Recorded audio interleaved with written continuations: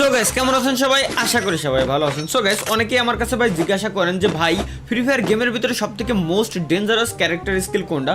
এটা আমি হয়তো এক এক সময় আমি আপনাদের ক্যারেক্টার স্কিল যদিও বা বলে থাকি, বাট ভাই সত্যি বলতে কি আমি অলওয়েজ যে ক্যারেক্টারটা স্কিলটা ইউজ করি মূলত ওইটা হচ্ছে ভাই শান্তনীয়। বাট আজকে আমি আপনাদেরকে দেখাইতে আসছি মূলত আইরিস ক্যারেক্টারটা আপনারা কিভাবে ইউজ করবেন এবং এটা ইউজ করার কিছু technical tips and tricks.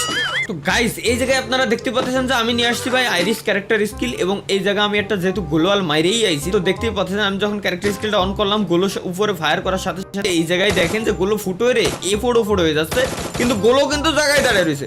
But গোলোয়াল ফুটো এই কোণার তো ওই কোণা চলে যাচ্ছে, অর্থাৎ গোলোর পিছনে যদি কোনো এনিমি থাকে তো সেই ক্ষেত্রে আপনারা এটারে ইজিলি মারতে পারবেন কোনো ধরনের কোনো টেনশন ছাড়াই। কত দূর 30-40 মিটার পর্যন্ত মনে হয় মারতে পারবেন, আমি ভাই শিওর জানি না, কিন্তু ভাই আমার কথা হলো ইনিমিরে মারা যাবে। এই ক্যারেক্টার স্কিলটা এই জন্য ডেঞ্জারাস। তো আমি কিভাবে ইউজ করি এটাই আমি আজকে আপনাদেরকে মূলত দেখাইতে আসছি। তো লেটস গো। তো গাইস দেখতে পাচ্ছেন এই জায়গায় আমার সামনে একটা ইনিমি আছে, তো ইনিমিরে আমি কি করব হালকা একটু ড্যামেজ দেবো। দেখেন একটা ড্যামেজ দেওয়া শেষ। এবার আমি কি করব ওয়ালটা এই জায়গায় মাইরে রিল্যাক্সে বসলাম। আচ্ছা সব থেকে মজার ব্যাপার হচ্ছে কি ইনিমি এই জায়গায় কিন্তু উকং ক্যারেক্টার ইউজ করছে, বিলাকমিত উকং। আমি এখন অপেক্ষা করব, আমি কি করব আমি এখন অপেক্ষা করব কখন এনিমি আসে। দেখেন এনিমিটা আইছে, আমি গোলালদে প্যাকেট করে নিলাম। এবার ক্যারেক্টার স্কিলটা অন করে নিলাম। এইবার দেখেন খালি আল্লাহ এনিমিটা পাইনি না। আচ্ছা ওয়েট, এই গলিতে হবে না, এই গলিতে দেখেন ভাই this is tips and tricks ভাই। ওরে বোমাটা ফেটে না, হ্যাঁ সুন্দর।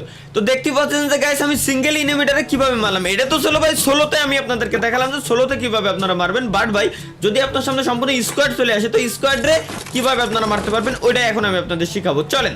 তো গাইস এখন আমি ল্যান্ড করছি সরাসরি হ্যাঙ্গারের উপরে। কেন? কারণ এই জায়গা আছে ভাই ব্লু জোন, আর ব্লু জোন তো ভাই আমার ফেভারিট জায়গা, জানেন যে সিজন 2 প্রো প্লেয়ার যেহেতু আমি, সুতরাং ব্লু জোনে তো আমার ল্যান্ড করতে হবে। আমি ছাড়া অন্য যে কেউ ভাই ব্লু জোনে নামুক ভাই। এই যে এখনই তো সময় কতি ভাই 4টি এনিমি দেখতে পাচ্ছেন যে আমার সামনে। এবার ক্যারেক্টার স্কিল অন করলাম। এবার বাবু যাবা কোথায় যাবা।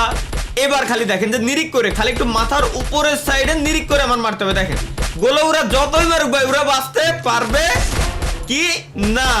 ওকে সুন্দর।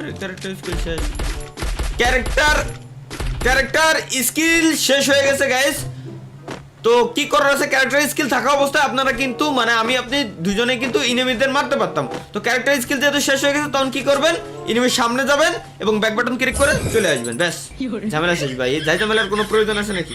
কারণ ভাই ক্যারেক্টার স্কিল যতক্ষণ আছে দূরিত্বে আপনি ইনিমিরে টুকাই মারতে পারবেন, আর ক্যারেক্টার স্কিল ফুরোই গেলে ইনিমির সামনে গেলে আপনি শিওর 100% মারা খাবেন যদি আপনি আমার মতো প্লেয়ার হয়ে থাকেন। তো ধন্যবাদ, ভালো থাকবেন, সুস্থ থাকবেন, আল্লাহ হাফেজ।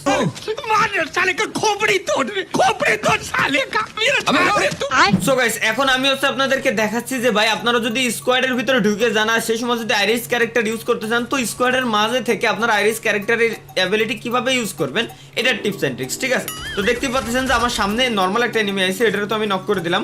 এখন আমি দেখাবো যে ওর টিমমেট আসলে কি করবেন। আচ্ছা বিলাকমি তুকং চলে আসছে এই জায়গায়। এখন আমি দেখাবো যে ও ওয়াল মারবে, এরপরে আমি আপনাদেরকে দেখাচ্ছি যে এই ওয়ালটা ফুটো করে কিভাবে এনিমিরে মারতে হয়। আচ্ছা ওয়াল মারে না কে? ওয়াল মারলো না কেউ? ওয়াল না মারলে কিরম দেখাবো আমি? দূর পাড়া মেলা সময় ধরে যেটা খুঁজতেছিলাম ঠিক ওইটাই পেয়ে গেছি ভাই, ডাবল ভেক্টর। এবারই তো আসলে টিপস এন্ড ট্রিক্সটা দেখাতে আমার সুবিধা হবে না। সো গাইস এখন আমি আপনাদেরকে দেখাচ্ছি যে আসলে এই ক্যারেক্টার স্কিলটা কিভাবে অ্যাপ্লাই করতে হয়। তো দেখতে পাচ্ছেন যে ডাবল ভেক্টর থাকলে ভাই ক্যারেক্টার স্কিল থাকুক আর না থাকুক কোনো আইরিস ম্যারিস কাজ করে না।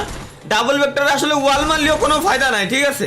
ডাবল ভেক্টর এমনিও ফাটায়, ওয়াল ফাটায়, এনিমিরে মারি দেওয়া যায়, কোনো সমস্যা হয় না। তারপরে আমি আপনাদেরকে দেখাচ্ছি ডাবল ভেক্টর হাতে থাকা অবস্থায়, আর আমার হাতে ডাবল ভেক্টর মনে হয় সিজন 2 পুরো প্লেয়ার, বুঝতে হবে বিষয়টা। এই যে দেখেন ওয়ালটা আমি মারতেছি, ও মারে দেখা। এইবার আমি ওর ওয়াল ফুটো রে মারবো, যা এই যে দেখেন গাইস